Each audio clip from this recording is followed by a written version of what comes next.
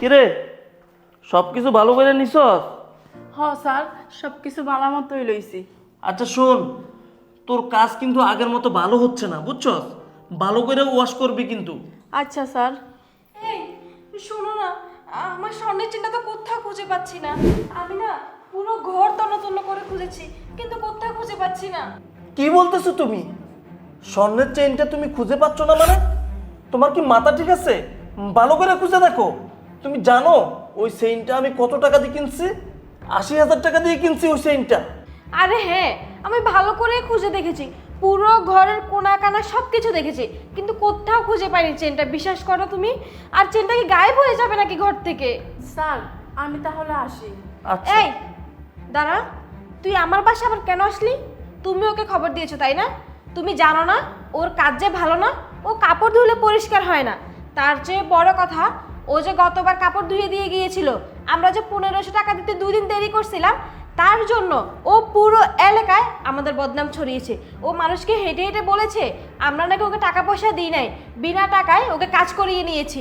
আরও অনেক কথা বলেছে। তুমি জানো না, তুমি বাইরে গেলে যে মানুষজন তোমাকে এসব নিয়ে কথা শোনায়, তারপরেও কি তোমার শিক্ষা হয় না? হ্যাঁ, আবার কেন ওকে নিয়ে আসলে তুমি? এই কাপড় ধোয়া লাগবে না, না এদিক না দে। ম্যাডাম, আমি কিছু কই নাই।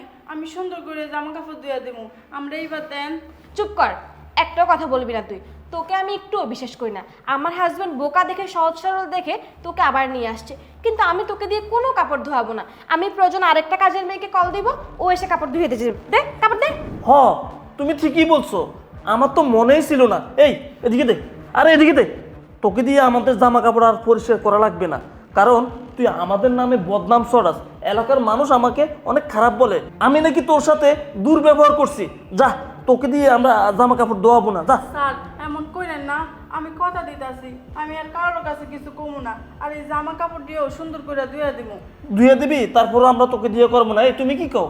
আমি আর কি বলবো? আমি তো একবারে বলেছি আমি ওরে দিয়ে কোনো কাপড় পরিষ্কার করাবো না, তার মানে করাবো না। এই এদিকে দে বলছি, এদিকে দে। আমি তোকে দিয়ে আর কোনো দিন কোনো কাপড় পরিষ্কার করাবো না। আমি এক্ষুনি অন্য একটা কাজের মেয়েকে নিয়ে আসবো, কল দিয়ে ওরে দিয়ে সব কাপড় পরিষ্কার করাবো। কারণ তোকে দিয়ে যদি আবার কাপড় পরিষ্কার করাই, পরে তুই পুরো এলাকায় আবারও আমাদের নামে বদনাম ছড়াবি, সেটা তো আমি আর করতে দিব না। এই তুমি একটা কাজ করো তো, তুমি একটা কাজের মেয়েকে কল দাও, কল দিয়ে নিয়ে আসো। তুমি ঠিকই কইছো, আমি কল দেই। স্যার, স্যার আমার কথাটা একবার শুনেন। কল দিয়েন না স্যার, আল্লাহ দোহাই লাগে, কল দিয়েন না। আমি আপনার কথা দিতেছি, আমি আর বদনাম করুন না। আমি এই জামা কাপড়টি পরিষ্কার করে ধুয়ে দিব। আর দরকার হলে আপনারা আমার কিছু টাকা কম দিয়েন, তাও অন্য মানুষের কল দিয়েন না। কিছু টাকা কম দিয়ে লাভ হইব কি?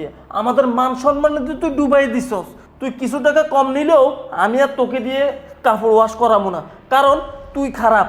তুই মানুষের কাছে হাইটা হাইটা আমাদের বদনাম করিস। স্যার, দরকার হলে এই জামা কাপড় আমি টাকা ছাড়া ধুয়ে দেবো, কোনো টাকা পয়সা নেব না। তারপরে এই জামা কাপড় আমিই ধুবো। না না, তোর মুখের কথা আর মিষ্টি কথায় আমরা ভুলে যাবো এরকম না। শোন, তোর মুখের কথা আমি বিশ্বাস করি না একটুও।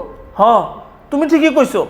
এই তোর একটা ভিডিও করে নি, তুই ভিডিওর মধ্যে বলবি যে তুই ফ্রিতে আমাদের এই জামা কাপড় ওয়াশ করে দিবি। হ্যাঁ, তুই ভিডিওতে বল, আমি ভিডিও চালু করি, দাঁড়া। ভালো করে করো ভিডিও। হুম, ও না হলে পল্টি লইব। হ্যাঁ, অস্বীকার করবি? তোর মতো মেয়ে তো হ্যাঁ, আমার বলো। চেনা আছে। স্যার, আমি এই জামা কাপড় টাকা ছাড়াই ধুয়ে দেবো, কোনো টাকা পয়সা নেব না। আর আপনাদের নামেও কারো কাছে বদনাম করবো না। আচ্ছা ঠিক আছে, তাহলে ভিডিও করে নিলাম। হ্যাঁ, যা তাহলে, যা ভালো করে পরিষ্কার করবি আর এরপরে নিয়ে আসবি, যা।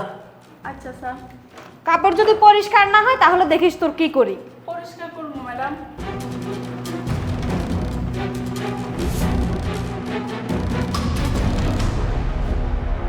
যাক, চালাকি করে জামা কাপড়গুলো নিয়ে আসলাম। ম্যাডাম যে চেনটা খুঁজতেছে, ম্যাডাম তো আর জানে না এই চেনটা যে এই জামা কাপড়ের ভিতরে। 80,000 টাকা দামের চেন। এই চেন যদি আমি একবার বিক্রি করতে পারি, তাহলে আমার আর এই কাজ করে খেতে হবে না, ভালোভাবেই দিন চলে যাবে। যাই, এখানে আর বেশিক্ষণ দাঁড়ানো যাবে না, ধরাও খেয়ে যেতে পারি। দেখছো কাজের মেয়েটাকে কিভাবে বোকা বানাইলাম? কাজের মেয়েটা আমাদের নামে বদনাম করে মানুষের কাছে হেঁটে হেঁটে, তাই না? তুমি কি ভাবছো ওই মেয়েটাকে এমনি এমনি ছেড়ে দিব? তাই হাতে না মেরে তাকে বোকা বানাই ফেললাম।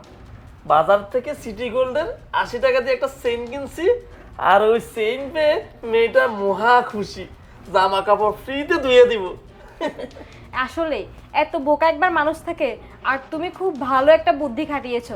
তোমার বুদ্ধির জন্যই আজকে ওই মেয়েটাকে একদম শায়েস্তা করতে পেরেছি আমরা। আরে শুধু আমার বুদ্ধি, তুমি যে অভিনয়টা করছো না, ওইটা আরো ফাটাফাটি ছিল। আচ্ছা বাদ দাও, মেয়েটা এগুলো ধুয়ে নিয়ে আসবো, আর ওই স্বর্ণের চেইনটা মনে হয় কোথাও বিক্রি করতে গেলে ধরা খাইয়ে দেবো। চলো আমরা চাই।